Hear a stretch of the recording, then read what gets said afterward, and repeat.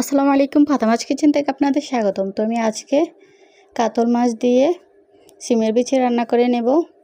তো দেখেন মাশাআল্লাহ কতটা লোভনীয় হয়েছে। তো খেয়ে তো আলহামদুলিল্লাহ অনেক মজা হয়েছে। তো চলেন মূল রেসিপিতে চলে যাই।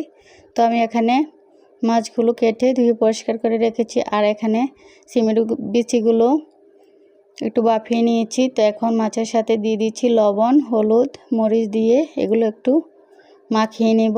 তো এখন একটা কড়াইতে তেল দিয়ে দিয়েছি। তো তেলটা গরম হয়ে আসলে এখন দিয়ে দিয়েছি মাছের মাথাটা, তারপর এখন দিয়ে দিব মাছের পিসগুলো। তো এক পিঠ হয়ে গেলে এক পিঠ উল্টিয়ে দিব। এগুলো ভাজা হয়ে গেছে, এখন উঠিয়ে নেব। তো আবারও কিছু মাছ দিয়ে দিব।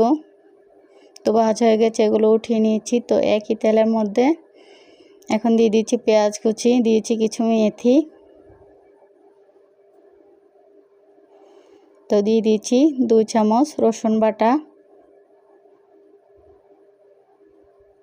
দিয়ে একটু নেড়ে এখন দিয়ে দিব 2 চামচ আদা বাটা, দিয়ে এগুলো নেড়ে 2 মিনিট একটু ভেজে নেব। তো এখন দিয়ে দিচ্ছি একটু পানি যাতে মশলাটা পুড়ে না যায়।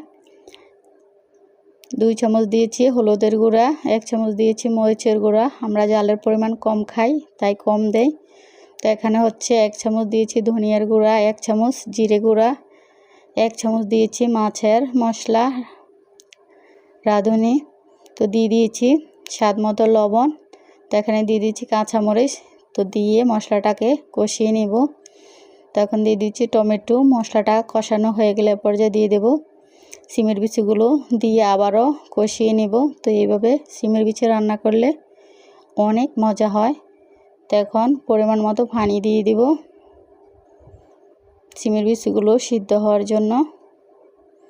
তো একটু নেড়ে এখন ভেজে রাখা মাছগুলো দিয়ে দেব।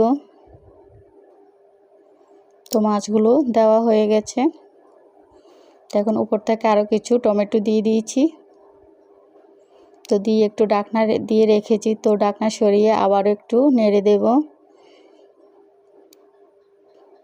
তো আবার ঢাকনা দিয়ে 10-15 মিনিটের মতো রেখেছি সিমের বিচিগুলো সিদ্ধ হওয়ার জন্য। তো সিদ্ধ হয়ে গেলে পর্যায়ে দিয়ে দিব ধনেপাতা কুচি, লবণটা চেক করে ধনেপাতা কুচি দিয়ে একটু নেড়ে তো আবার একটু ঢাকনা দিয়ে দিয়েছি। তো এই যে দেখেন আমার মাছ রান্নার ফাইনাল লুক। তো এখন এই যে পরিবেশন করে নেব। তো আমার রেসিপি কেমন হয়েছে, রেসিপি ভালো লাগলে পেজটা ফলো দিয়ে রাখবেন। যারা ইউটিউব থেকে দেখছেন চ্যানেলটাকে সাবস্ক্রাইব করে পাশে থাকবেন।